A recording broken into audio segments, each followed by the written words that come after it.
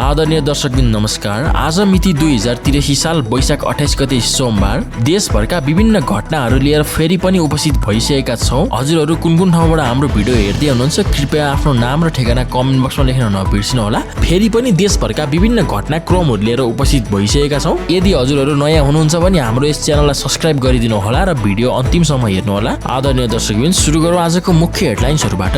राष्ट्रपा नेता रवि लामछानेको कडा निर्देशन, पार्टीभित्र गुटबन्दी नगर्न सांसदलाई चेतावनी, लाली बजार रोक्न तात्यो समुदाय, दार्चुलाको दुमलिङमा पहिलो पटक पुग्यो गाडी, चितवनमा बिहेको भोज खाँदा 93 जना बिरामी, चोरी भएको 65 सवारी साधन ट्राफिक प्रहरीले सवारी धनलाई फर्कायो। अब बजेटमा जनताको प्रत्यक्ष सुझाव। हिजो काठमाडौँ उपत्यकामा विभिन्न स्थानहरूमा जथाभावी हर्न बजाउने 200 जना सवारी चालकहरूलाई ट्राफिक प्रहरीले कारबाही गरेको छ। मेयर गोपी हमालको निस्वार्थ कदम, तलबसँगै थप 5 लाख दान, बालेन शाहको स्टाइलले बजार ताते, बालेनको जस्तै पहिरनको माग वात्तै बढ्यो। सुकुम्बासीको पक्षमा खम्बा बने रवि, अधिकार नदिएसम्म पछि नहट्ने घोषणा। 701 सरकारी गाडी फिर्ता, बालेनको सुशासन अभियानमा ठूलो कदम, बालेनले भेट्न नमानेपछि भारतीय विदेशी सचिव भ्रमण स्थगित भएको चर्चा। 10 गुणा विकास गर्ने हर्क साम्बाङको महत्वाकांक्षी घोषणा। युद्ध विरामकै बीच अमेरिकाद्वारा इरान तेल ट्याङ्करमा आक्रमण, तनाव उच्च, लजमा राखिएका सुकुम्बासीलाई एकाएक नगरकोट र बनेपा सारियो, दैनिक जीवन प्रभावित। बलात्कार र बाल अपराधमा कडा कानून ल्याउने तयारी, पीडितलाई छिटो न्याय दिने सरकारको योजना। देउबा दम्पति विरुद्ध रेड नोटिसका लागि थप कागज इन्टरपोल पठाइयो। दर्शक महानुभाव, यी थिए आजका मुख्य समाचारका हेडलाइन्सहरू। अब सुरु गरौँ आजका समाचारहरू विस्तारमा।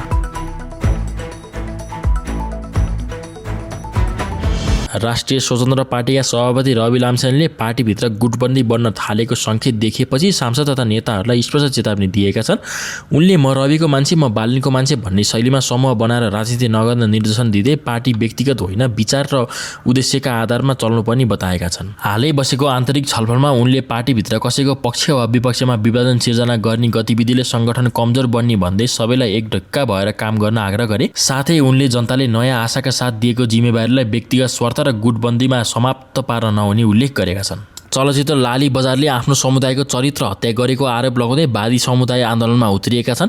काठमाडौँको माइतीघर मण्डलमा प्रदर्शन गर्दै उनीहरूले चलचित्रमाथि तत्काल रोक लगाउन सरकारसँग माग गरेका हुन्। प्रदर्शनमा सहभागीहरूले फिल्म वादी समुदायलाई नकारात्मक र अपमानजनक रूपमा प्रस्तुत गरिएको दाबी गर्दै यसले समुदायको पहिचान र सम्मानमाथि चोट पुगेको बताएका छन्। उनीहरूले आपत्तिजनक दृश्य तथा संवाद हटाउन र समुदायप्रति सार्वजनिक रूपमा माफी माग्न समेत आग्रह गरेका छन्। यसैगरी वादी समुदायका अग्रहरूले कला र मनोरञ्जनको नाममा कुनै पनि जाति वा समुदायको बदनाम गर्ने वा काम स्वीकार्य नहुने चेतावनी दिएका छन्। प्रदर्शनका क्रममा माइतीघर क्षेत्रमा केही समय नाराबाजी समेत गरिएको थियो। यसैगरी आदरणीय दर्शकबिन, दार्चुला जिल्लाको बेस गाउँपालिका 2 दुमलिङमा पहिलो पटक सवारी साधन पुगेपछि स्थानीयवासी उत्साहित बनेका छन्। वर्षौंदेखिको सडक पहुँचको प्रतीक्षा पूरा भएपछि गाउँमा पहिलो पटक गाडी भित्रता स्थानीयहरूले पूजा गरेर स्वागत पनि गरेका छन्। दुर्गम भूगोलका कारण लामो समयसम्म सडक सञ्चालनबाट टाढा रहेको दुमलिङमा गाडी पुगेपछि स्थानीयहरूले यसलाई ऐतिहासिक क्षणको रूपमा लिएका छन्। गाउँमा गाडी पुगेपछि स्थानीयहरू फूलमाला, टीका र पूजा सामग्रीसहित स्वागतमा उत्रिएका थिए। स्थानीयवासीका अनुसार अब दैनिक उपभोग्य सामग्री ढुवानी, बिरामी ओसार पसार तथा आवत जावतमा सहज हुने अपेक्षा गरिएको छ। सडक पहुँच विस्तारसँगै गाउँमा आर्थिक तथा सामाजिक गतिविधि समेत सकारात्मक प्रभाव पर्न थालेको छ। यसैगरी दर्शक महानुभावहरू, भरतपुर 4 मा बिहेको भोज खाएपछि फुड पोइजनिङ भएको आशंकामा 93 जना बिरामी परेका छन्।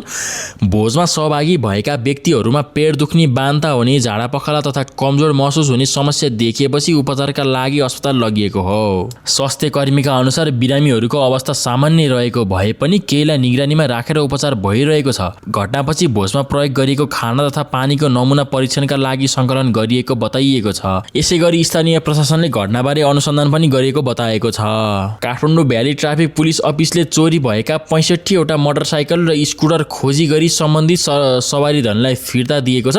लामो समयदेखि हराएर चिन्तामा रहेका सवारी धनीहरू आफ्नो सवारी पुनः प्राप्त गरेपछि निकै खुसी र भावुक देखिएका थिए।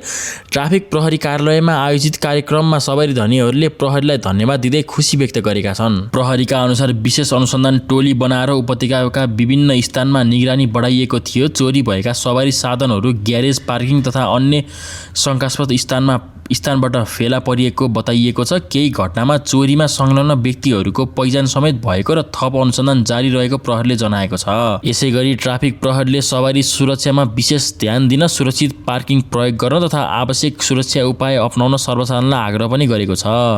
अब बजेटमा जनताको प्रत्यक्ष सुझाव।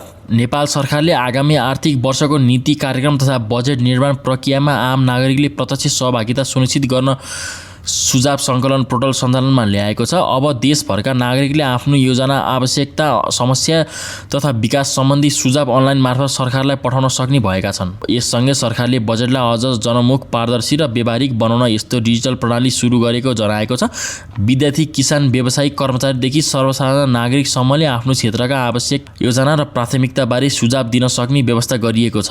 प्राप्त सुझावलाई सरकारले अध्ययन गरेर उपयोग योजनामा आगामी बजेट तथा कार्यक्रममा समेट्ने तयारी पनि गरिरहेको छ। यससँगै सरकारका अनुसार नागरिकको प्रत्यक्ष सहभागिताले नीति निर्माण प्रक्रियालाई अझ प्रभावकारी र उत्तरदायी बनाउने अपेक्षा पनि गरिएको छ। डिजिटल माध्यमबाट जनताको आवाज सरकारसम्म पुर्याउने यो कदमलाई धेरैले सकारात्मक र नयाँ अभ्यासका रूपमा स्वागत गरेका छन्। यससँगै बालेन शाहको पहिरन शैली अहिले युवा पुस्तामा ठुलो ट्रेन्ड बनेको छ। पछिल्लो समय सामाजिक सञ्जालमा उनको साधारण तथा आकर्षक ड्रेसअप भाइरल भएपछि बजारमा त्यस्तै कपडाको माग हत्तै बढेको व्यापारीहरूले बताएका छन्। व्यापारीका अनुसार युवाहरूले उनको स्टाइललाई आत्मविश्वास र सरलताको प्रतीकका रूपमा लिन थालेका छन्। यही कारण बजारमा त्यस्तै डिजाइनका कपडा थप उत्पादन र आयात गर्न थालिएको छ। सामाजिक सञ्जालमा पनि उनको पहिरनको नयाँ फेसन ट्रेन्ड सिर्जना गरेको चर्चा भइरहेको छ।